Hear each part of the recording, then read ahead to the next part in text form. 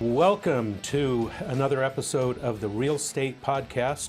I'm Rich LaRue, your host today, and today we have a very exciting program. I am absolutely thrilled that Mark Kohler is here with us today. Mark is a CPA. He is a tax attorney. He is the GOAT when it comes to real estate agents being able to maximize their tax strategies and more. And so, without giving up anything right now, Mark, I just want to welcome you. We had a great conversation recently. You've actually been on a couple of our Smart Zooms in the past, but I'm really enjoying getting to know you and to understand what it is that you do for real estate agents and other small business owners. And so let's just jump right into it. So one of the things that we had talked about is, of course, how not to screw up your S-Corp. Okay. And also how to implement the Trifecta for real estate agents. So what does all that mean?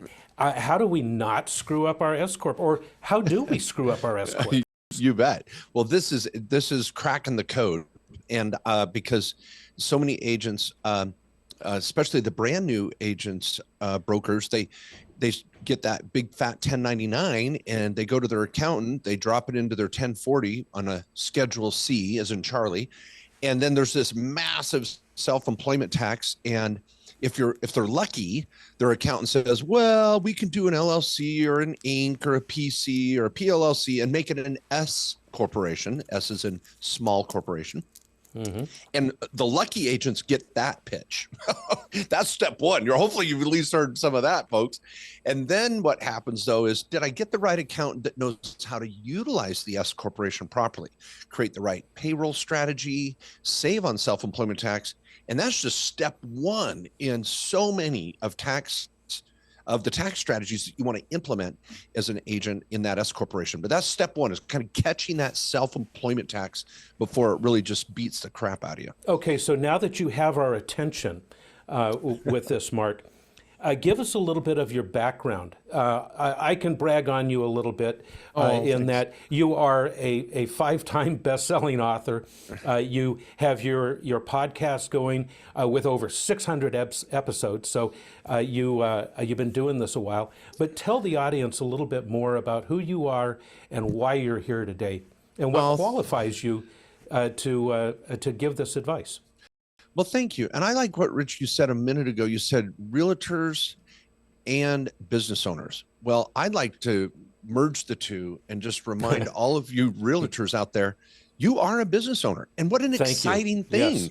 Is so beautiful. I'm not saying you misstated. I want to just like even make it bigger and better, Yep. It's so powerful. So who I am, I'm an entrepreneur at heart. I just love small business. I was the kid with the lemonade stand, and in college probably went through 3 to 4 different businesses. And I didn't go into accounting because I loved accounting. I was really in the business department in University of Utah is where I ended up getting my master's, and went off to Oregon for law school. But I really went into the accounting because I thought that the numbers were the lifeblood of small business. I thought I could stand out in the accounting class. I was more of the partier, and so I could be a little more of a Michael Anthony Hall in 16 Candles. I could lead the nerds. But so I just have always loved entrepreneurship. I'm not. I think accounting is again, like I said, the lifeblood of understanding. A good business owner understands their numbers. So I went there, and then I got a master's in taxation. I've done all the big accounting firm things and worked at the tax court. But over the last 20 years, had a law firm, accounting firm, and we've really specialized in just these small business owners, which include realtors around the country. We're a boutique where we help clients in all 50 states. You can call us. We can do the tax strategies and the estate plans, some tax returns if needed. And then as of late, I've been training other accountants and enrolled agents. So I've got a tribe, a team of accountants around the country that can help others. I don't get a piece of their action. I just want to train them. And so that's me. I'm on Main Street America. That's the name of our podcast, just Main Street Business Podcast. And we just love small business. So that's kind of me, just doing what you're doing. So in preparation for this podcast, and after meeting you recently, I immediately went to your website and downloaded the Ultimate Tax Strategy Guide with your 30 steps for saving money. Where can our audience go to get some of this information? Let's start there, and then I want you to just dive right in. Let's take a deep dive and talk about as many of these 30 as we can get to today. Oh, wow. And when, of course, we'll kick it off with the S-Corp, which is a big one. Well, thank you. And Rich, I think that's a great approach, because rather than making your listeners suffer listening to me for, maybe on a tight timeline or just grabbing a quick sandwich at lunch and listening to your podcast, there is so much information that I produce that's free, available, and helpful for you to just start captaining your ship. Just start drinking the Kool-Aid, and then you're going to find out real quick you may need to upgrade or change your advisor. It doesn't mean you have to hire us. I just want to give you tools to be a better business owner. So my website, markjkohler.com, has the tax guide that you can download for free. Get on our newsletter. We have a weekly newsletter with tips and blog articles and YouTube videos. That's a great starting point. And that guide is, you're not going to do all 30 steps, everybody, but there might be 10 of them in there that really resonate with you in your situation, young or old, married or single, a side hustle, big business, so these are 30 strategies that we use in our toolbox to help clients. So it's a great starting point. We have a podcast. You type my name into Amazon, you're going to see my books. We've got the weekly lives I do on YouTube.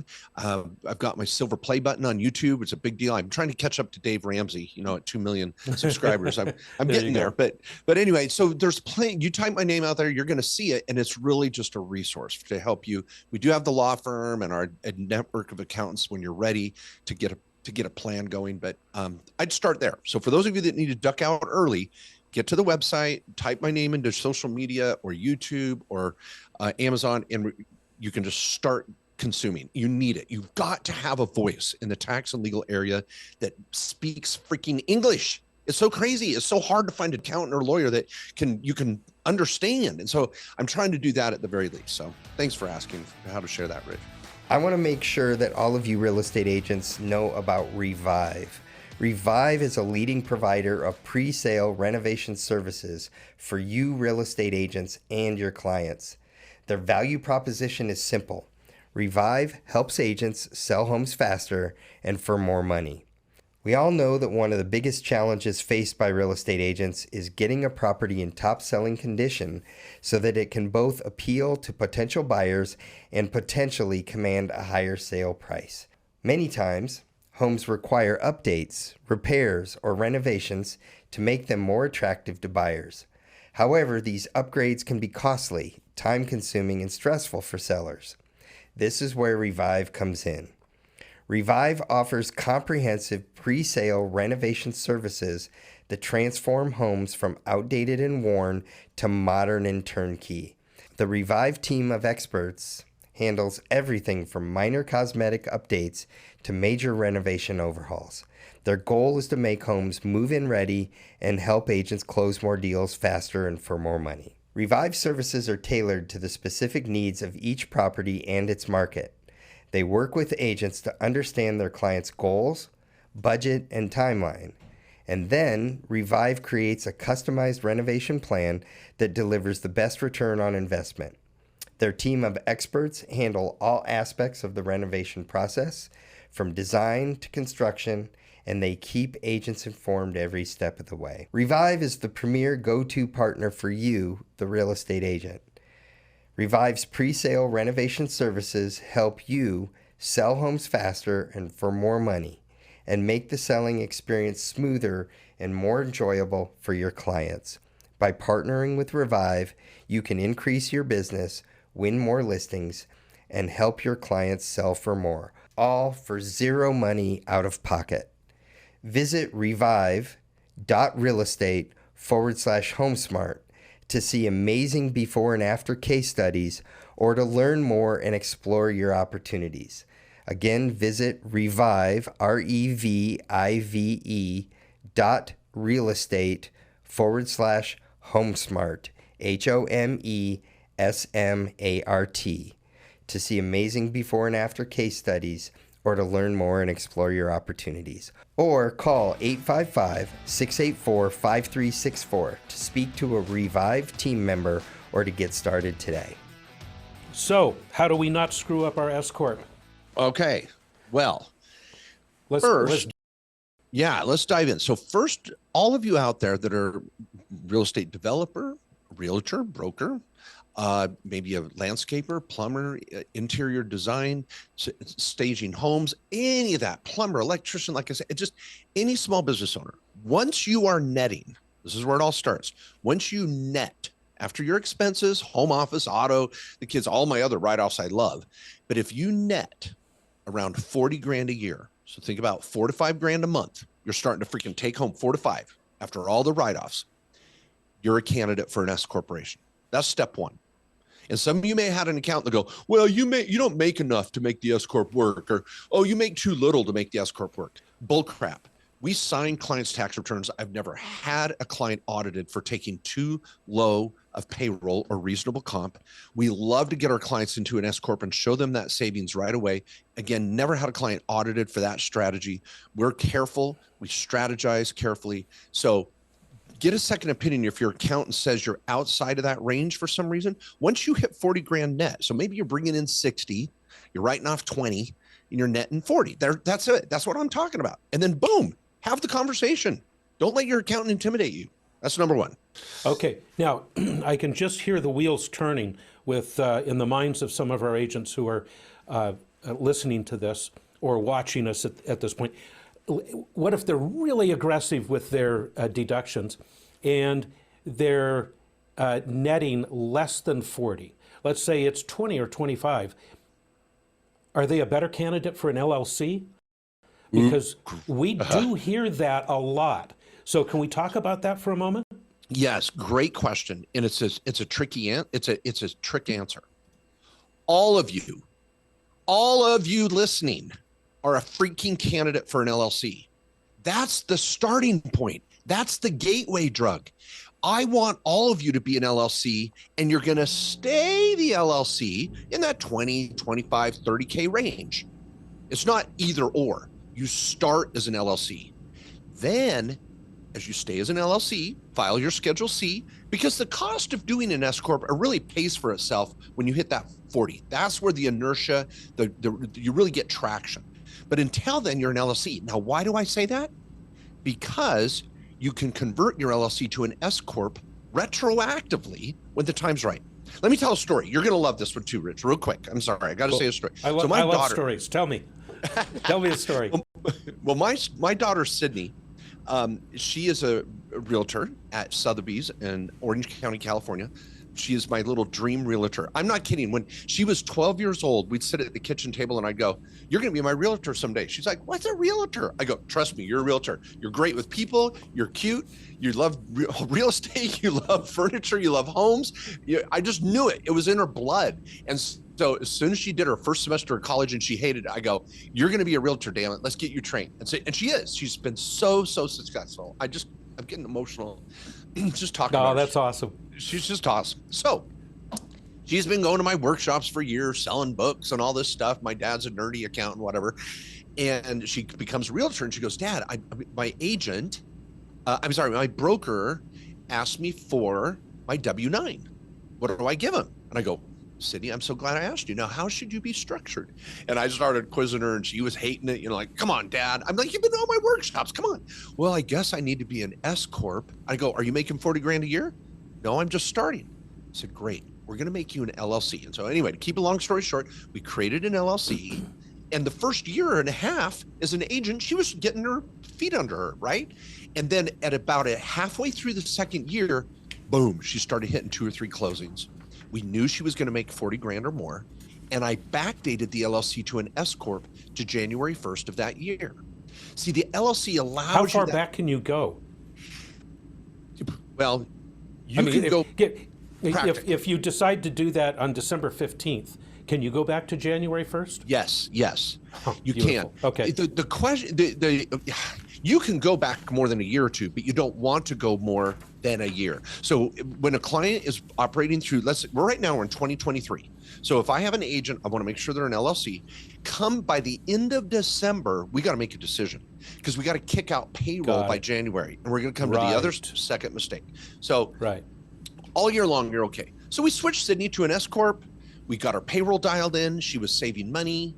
Her broker at Sotheby's called, hey, can you have your dad come do a CE course for our I'm like, all right, anything for you, honey. But anyway, that's how you do it. You start as an LLC and have that ace in your back pocket to switch to the S-Corp. That's why. Got it. Okay. So, okay, second mistake. Second mistake is, here's the trick of the S-Corp, everybody. Here's the secret sauce.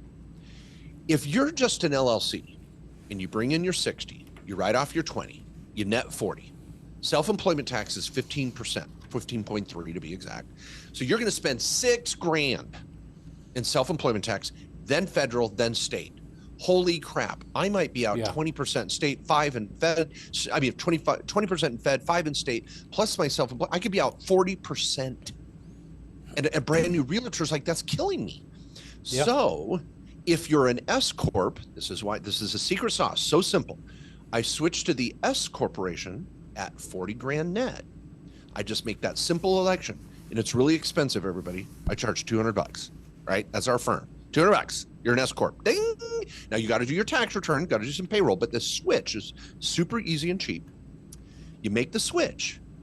Now, when you make that $40,000 on paper, we call $20,000 of it salary, pay your FICA, self-employment tax, the F word, what the FICA, and then you pay the other $20,000 out as AKA type of a dividend. It's a pass-through. It's a K1.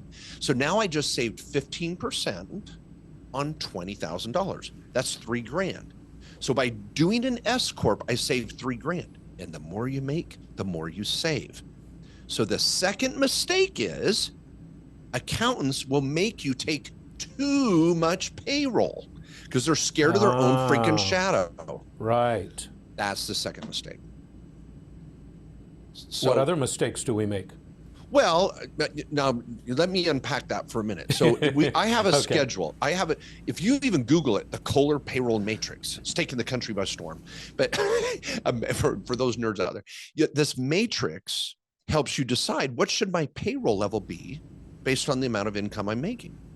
And so you want to make sure you're involved in this with your accountant. Don't let them tell you what to do. If they're too conservative, fire them, get them out of there. So you want to find that sweet spot in your payroll level. And it's in my books. I've got articles on this, YouTube videos on it. Study it up and go to your accountant prepared to battle if your sister-in-law is being a jerk prepping your tax return. You know what I'm saying? So yeah, I think we all know what you're saying. Yeah. So so number one, you make sure you pull the trigger on the S Corp when your income level's right. Number two, you take the right amount of payroll. The third mistake is you don't do the paperwork. And realtors, I love you. I know you. Realtors do not like doing paperwork. They do not. I don't even know how half of you realtors get through closings half the time because you just hate paperwork. And I tease my daughter about it. We have transaction coordinators. There you go. We have people who love paperwork. That's right. That's right. So, and you know what? Ooh, I like that, Rich. Your accountant is your transaction coordinator for your S Corp. Yeah, there you go. And what do people do? You tell your transaction coordinator what to do. And you know what they're doing. You're following up with them. Don't let your accountant operate in a black box where you don't know what they're doing. They're your coordinator. Oh my gosh, Rich, you're like totally, I love this. I'm not going to pay you royalties. You have new material now. Yeah, I love it. New material. So your accountant is your transaction coordinator, and you're going to make sure that you're sending in the right amount of payroll deposits throughout the year. They're doing the right tax return. You're having a conversation with them. And if your accountant doesn't want to have a conversation, I've got a whole tribe of tax advisors around the country that speak like Mark Kohler that can do this for you and help do it affordably. So there's help out there. This could be one of the most impactful podcasts you've listened to because people are starving for this. and they need it. And so that's the third mistake. They don't follow through with the paperwork. Let's get it done. I think it's really important, Mark, I mean, let's face it, the market is down. We might be heading into a market that is coupled with the R word that we like to avoid, recession. Yeah. We'll see what happens with that. But nevertheless, the market is down roughly 40% right now, between 25 and 40%, depending on the market around the country. And so we, as real estate professionals, need to maximize every dollar that we make. And so I think it's critical that we pay attention to this and make some moves. Like you say, maybe all 30 of these strategies, aren't necessary. But we're talking about one here and drilling down, and there's still a lot of components to it. Oh, yeah. So let's have fun with an easy one. I'll throw out another easy one. I don't know if I want to call them people making mistakes. Maybe we call them just missed opportunities, sort of thing. The one I was telling Rich about the other day, everybody, and this is a common one that so many small business owners just miss out on, is having a board of advisors for your LLC or a board of directors for your corporation. When you maybe you hacked it out online yourself, which you shouldn't have done, or you have some document prepared that's not even a lawyer, knock out your LLC. We have a whole service called fixmylegalzoomentity.com. Just fix my entity because I did it wrong. But when you did when some of you did your entity, you just made yourself the president, secretary, and board member, or even your LLC, you just said, well, all I need is a manager, I'm done. Oh, whoa. That's the missed opportunity.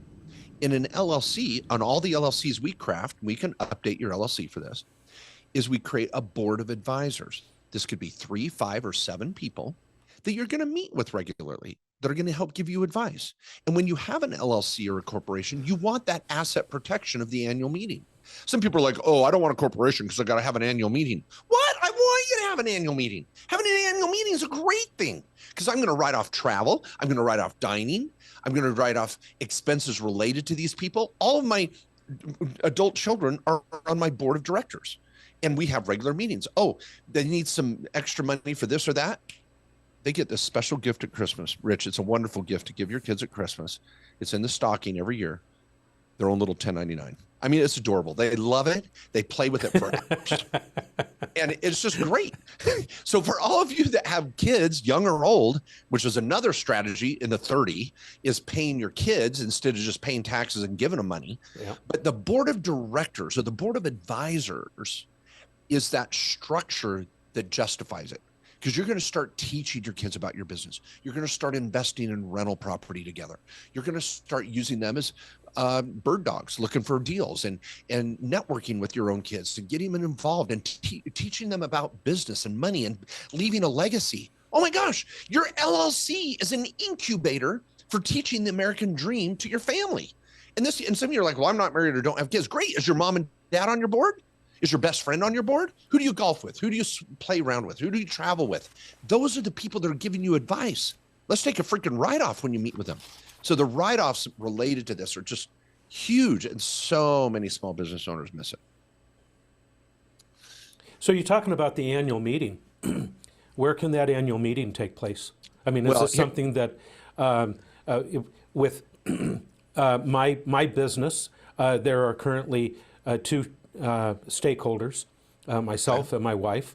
So what do? We go out to dinner? Oh, no. This is really technical. No? This is important. We're talking Cancun, maybe Cabo. I like a little New York City. I can have my annual meeting in Panama. Panama.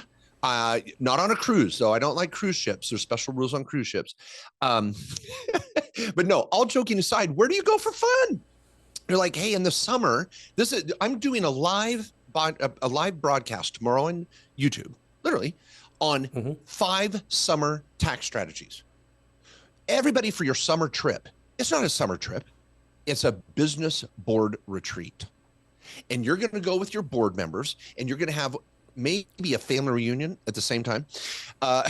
You're going to go somewhere. Well, it's a mindset shift, isn't it? It is. I mean, we really have to start thinking about these things differently and like a business. Yes. I love it. My wife and kids have said, can we just go on a trip that's not a tax write-off? I'm like, no, All of our Why? trips are tax write-off. Why would you want to do that? No, of course not. And so, no, but with all seriousness, I can't write off 10 days in the Cayman Islands, but I can write off 2. We can have a board meeting. I can write off your airfare, hotel for 1 or 2 nights. And when you start thinking this way, you're starting to couple your family reunions, your family trips, your play with, a business conference. Mark's holding a conference in Hawaii in 3 months. Maybe we go there for a couple days. Oh, we're going to go check on a rental property near grandma up in New Jersey. Oh, we're going to go check on this business associate of ours that we're getting referrals from and go say hello to him down in Miami. Oh, we're going to, so you start to think of business reasons to write off trips. And I have a whole class, and I've got a whole chapter in a book on just writing off travel. It's 100% write-off. Dining's 50%, but the travel's 100%. All you have to do is show that you're doing a business purpose meeting every day when you're on your trip. Now, you can have one board meeting in there, but maybe there's some other things going on. I mean, we could talk about this for an hour, but the point is, this is just that mindset shift. I like that you said that, of just thinking of my life as this American business. And what am I doing that could be a write-off? It's so fun. So staying focused on the S-Corp, what else does one need to do? Well, the S Corporation is your platform for all this. You're going to make sure you have a corporate checkbook. If I have right here, I don't have it with me. I gave it to my daughter-in-law today because they needed some things. But I have my S-Corp debit card and my personal debit card, usually right here. That's all I have. So if I go to the grocery store, I'm using my personal debit card. But if I go to Best Buy, Apple Store, I'm doing a dining of any sort, any equipment, electronics, staffing, Venmo, Apple Pay, I'm going to use my S Corporation. My S Corp pays for anything related to my business. My personal debit card is only paying for groceries and underwear. That's it. I mean, in clothing, that's not logoed. I love putting logos on clothing because then it's a write-off. When my kids turn 16 and can buy their own clothes, they're like, hold it, the MJK logo is not on every piece of clothing? I can buy clothing that doesn't have your name on it.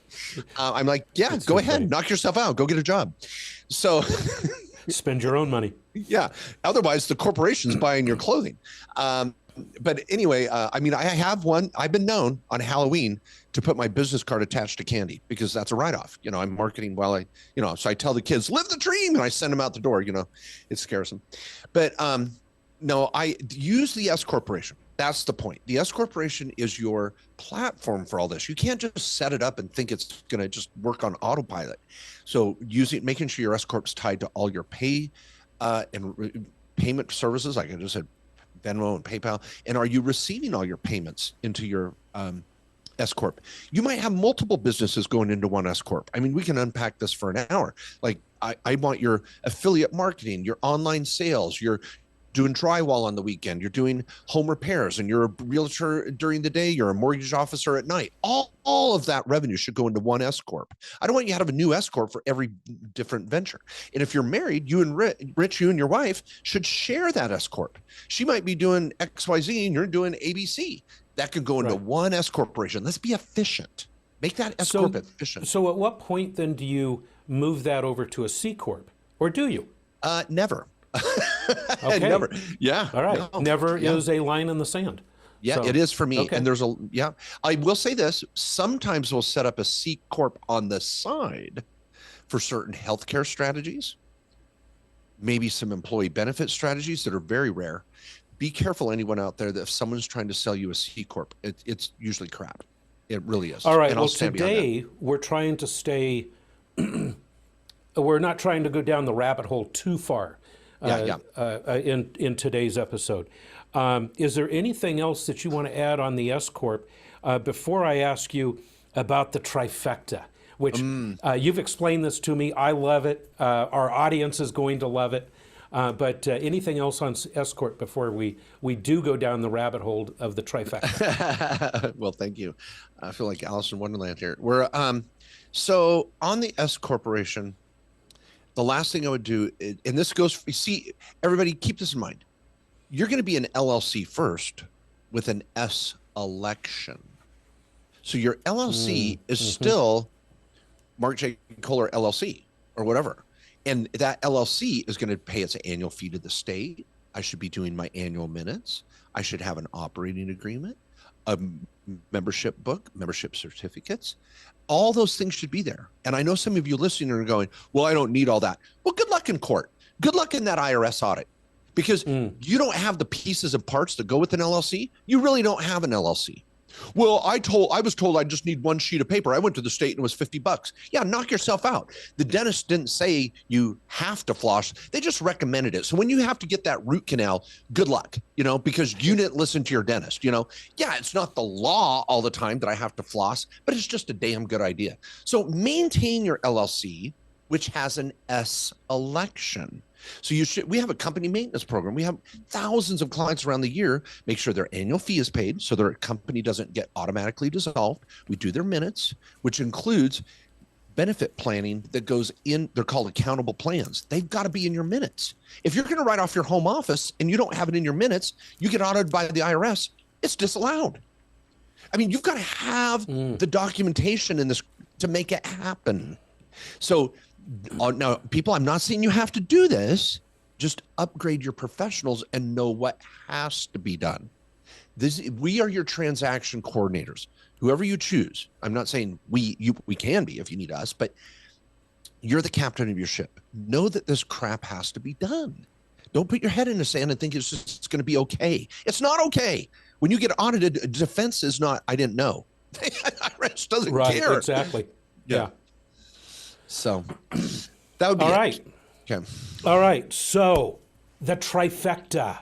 It sounds, I don't know, like horse racing, but it really is good stuff.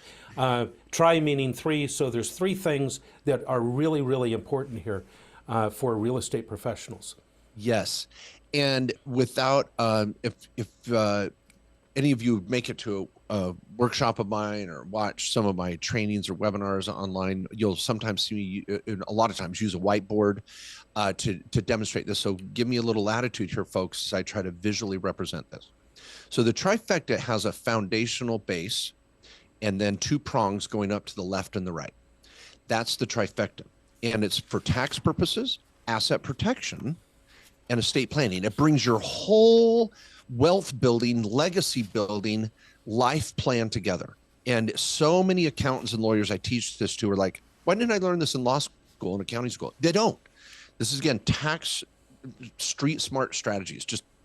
You learn this on the streets. I've been out there, selling on the streets to learn this. So the base is your revocable living trust and your 1040. Your estate plan is the base.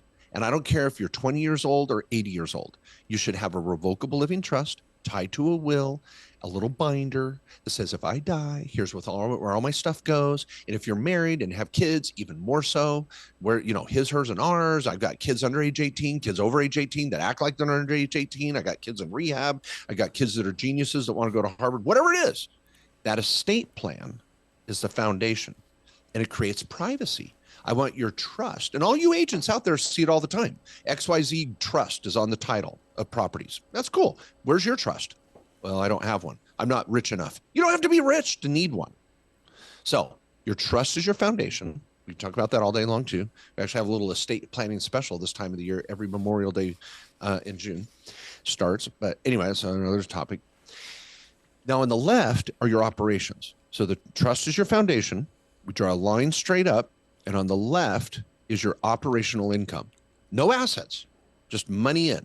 I'm selling, I've got partnerships, I'm doing rehabs, I'm doing development, I've got a 1099 from my broker, I'm selling crap on eBay, whatever it is. Any operational income is on your left. And that's where your side hustle is, or your S corporation, or your LLC taxed as an S Corp. That's on the left. No assets. You want to sue me like S Corp? Great, you can have my laptop. There's nothing in it. It's a shell. That's where money comes in, expenses go out. We save on self-employment tax. We write off everything under the sun. That's the left side. And again, it's all flowing down to the bottom, which goes through our privacy trust and our 1040. On the right side is our wealth building. And we're going to break that usually into two parts. We're going to have our tax-free piece with our Roth IRAs, our solo 401k taxed as a Roth. We want to have our health savings accounts, our covered education IRAs for kids. I want Roth IRAs for the kids. We're going to be building wealth, self-directing. And I know we're going to be talking about that more in the future, but people, your retirement account can buy real estate. Let it do it. Let it make money at what you know best. And then our rental properties are there, our after-tax assets, maybe some Merrill Lynch accounts. We have some cryptocurrency. We've got real estate. We've got whatever. So that's the right side. So our LLC on the right to hold assets flows down to the bottom. Our S-Corp on the left doing operations flows down to the bottom. And we can take profit from our S-Corp to fund and build our wealth on the right. So that trifecta allows us to create asset protection, tax savings, and wealth building. And it's magical. So that's it.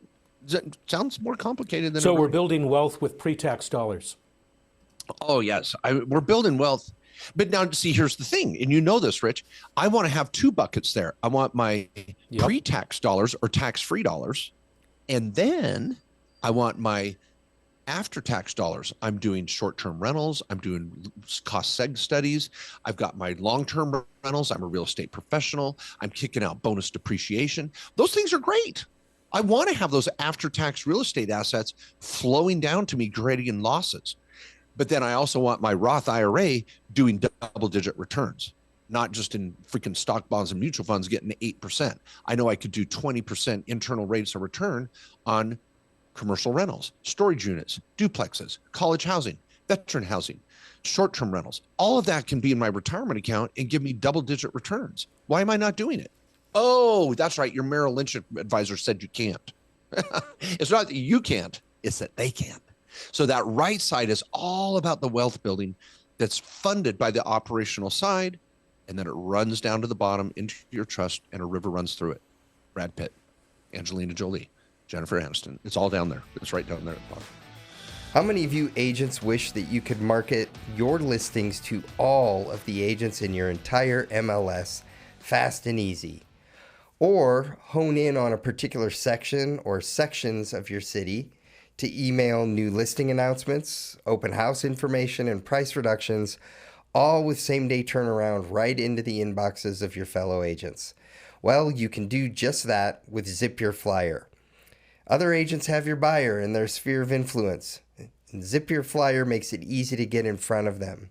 Use Zip Your Flyer designs or upload your own flyer. Or for you HomeSmart agents, download your automatic smart flyer that is automatically created in Real Smart Agent and upload that smart flyer into the Zip Your Flyer system. It's that easy. Zip Your Flyer has the most accurate agent email database in the industry. It is updated daily by their in-house research department, and Zip Your Flyer sends millions of email flyers daily and guarantees double-digit open rates with over 90% of their email flyers reaching agent inboxes. And if you place your order by 2 p.m. Monday to Friday, you can achieve same-day turnaround. To get started, visit zipyourflyer.com/HomeSmart or call 888-947-8509. Or visit zipyourflyer.com, then click on the pricing tab in the top nav bar. A map of the United States will come up.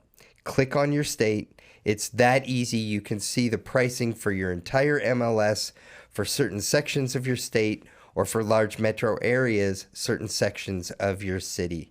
A quick story for all of you before I leave this topic. I was traveling in New Orleans one week, and an agent called into the support desk and they asked, how can I get an entire roster of our MLS so I can market my new listing out to every agent? And the support team started to tell them, well, go to the MLS, purchase a list, then you have to download the list, then you have to upload it into some sort of a system. So you have to subscribe to some sort of an email system, and then you got to import all of that list and the data and blah, blah, blah. And I interrupted and I said, hold on. Please just have the agent go to zipyourflyer.com/HomeSmart or call the 888 number, 888-947-8509.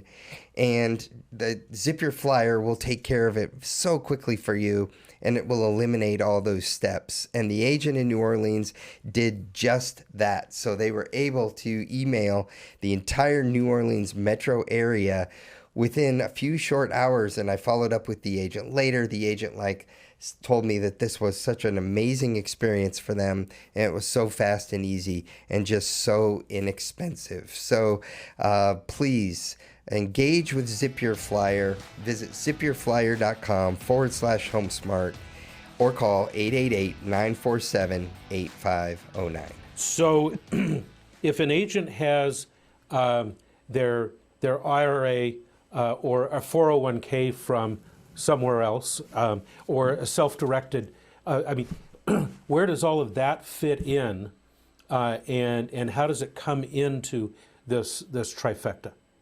You bet. So the trust is, again, just not magically appears. You want to make sure your trust is funded. If some of you already have an LLC, a 401k, and an S-Corp, when we establish your trust, we're going to transfer all of those entities to be owned by your trust. We're going to change the beneficiary of your 401k or IRAs to your trust. Your life insurance policy, the beneficiary should be changed to your trust. Your personal residence should be deeded to your trust. So that's the funding piece. And that's a great question, Rich, because once you create the trifecta, you've got to fund it. You can't just write it on a piece of paper and go, oh, there it is. I got to fund it.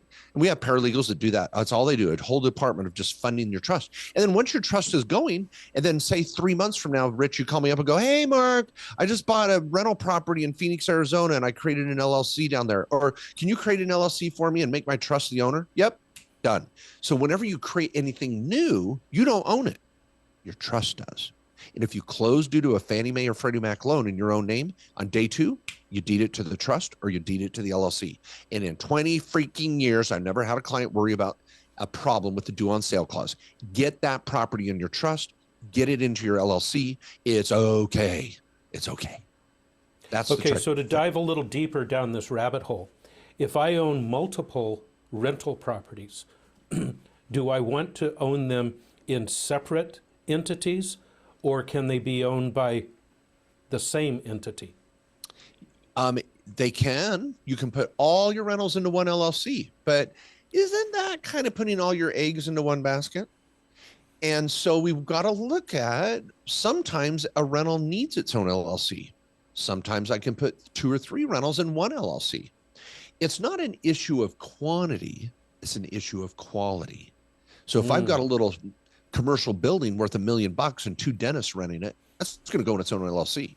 Oh, I've got over here 3 little meth labs that I bought for $100,000. I might put them in their own LLC. And so you can have, then you got the state issues too. You know, where's this LLC get set up? And so we want to design it so it's efficient. And it's about so there is no one size fits all, is what you're saying. Every individual has unique issues that come up and really need to be able to focus in and deal with those individual requirements. Yeah. And if some of you are feeling like, oh my gosh, this is too much, my accountant doesn't get it, my lawyer doesn't get it, you just throw up your arms. Okay, people, this is not an infomercial, but I'm going to say it. If you want to have a consultation, build your trifecta, get a plan for the year, and then revisit it once a year. And you may want to revisit it twice a year. I have 14 lawyers on phone calls and Zoom calls with clients every day around the country. Your appointment may be out a week. It's not that bad. Make an appointment, get on Zoom, send in your tax return, whatever the hell you got, and let's build your plan. Get a second opinion at the least. That's it. Just get a plan. And so if you get to kkoslawyers.com, kkoslawyers.com, my personal site is where you can get certified as a tax advisor, get my ultimate guide, get to all my other sites from there. That's fine. But the law firm, just get a tax lawyer. And this whole process would be easily under $2,000. It might be anywhere from $1,000 to $2,000 to get a plan put together. We're not talking astronomical dollars. And be careful, those scam artists out there that want to charge far more than that. And oftentimes they're not even lawyers. So you can do this. Get a plan in place and revisit it every year. Well, like you said, Mark, this is not an infomercial. However, I will say that, I mean, I've been exposed to this type of information or this information for a couple of decades, and it has remained a little confusing. I appreciate the way that you can break this down and so that even I can understand it. Appreciate that. If I can understand it, then anybody can understand it, I'm sure. You're making it simple to be able to take those steps in order to get this thing going. And that's really what it is. It's, okay, let's jump in the pool. We don't necessarily have to jump in the deep end. We can jump in the shallow end by getting our LLC. You don't have to setting it up right, and then elect to an S-Corp at some point in time when the time is right.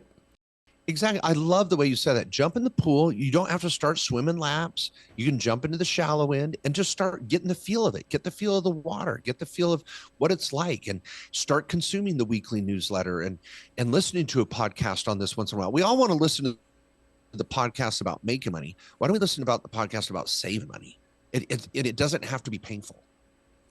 And again, I'm going to loop back to the fact that in this market, we really do have to pay attention to saving money and saving taxes, maximizing the dollars that we earn, and keeping as much as we possibly can. Yeah, no, totally. And I really think that our audience, specifically HomeSmart agents, understands this because of our business model and the fact, I mean, our agents are in tune to saving money. That's why they're with us. We have the best commission plan on planet Earth and Mars, seeing how we're including Mars in the habitable universe now. And so in any event, this great information, we're limited on time, and we have already decided amongst us that we have to get together again. There is so much information. We've talked about 2 strategies here out of 30. And you know, so it's going to take more. We're going to have at least one more podcast, probably 2 more. But in just wrapping up our intro podcast here, Mark, what would you want our audience to know? And is there something else in here that you want to throw out to entice us to come back to episode number 2? Oh, thank you so much. I appreciate that. And I'm excited to come back. You guys are doing such a great job educating so many people in the real estate industry. I just want to demystify the this whole issue of tax and legal planning. A lot of accountants are freaking jerks. They're stick up the butt. You know, this is my way or the highway, and they're super conservative, and they demean you if you try to get any advice out of them or be aggressive. That's bullcrap. It shouldn't be that way. And there's a lot of lawyers out there that try to do a little of everything and do a poor job of doing anything great, and non-lawyers that are out there giving bad advice. And so it's just really hard. And so what I want to do is just say, I want to be a voice of reason. I want to make it simple. I want you to feel confident that you're getting good advice. I'm building a network of advisors around the country that you can employ and interview and find at a price point and a location and a personality type that you like. We're there for clients. I'm trying to produce so much free content. So I just would ask all of you, just start consuming a little bit. Don't be afraid of it. You can demystify this. Don't let your accountant push you around. Don't let a bad lawyer steer you wrong or turn your nose against any legal planning. There's some good guys and good gals out there that really want to help you. And so if you can tune into the podcast, check me out on YouTube, get on social media, get over to my Instagram account, all those goodies are on my site. Whatever medium you like, I'm producing. I've got a great team that's kicking it out there. So let's get you educated and captain your ship. It's your ship. You're responsible for it. I mean, you can't blame your accountant or your lawyer later when his problems hit the fan. It's all on you.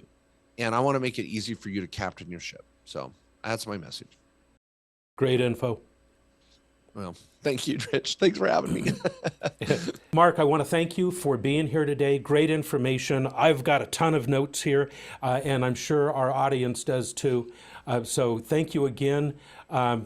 If you like this content, be sure to tune in to episode 2 as well. And we believe there's going to be an episode 3 with this information. There is so much here, and it's hard to unpack. So again, Mark Kohler, thank you very much.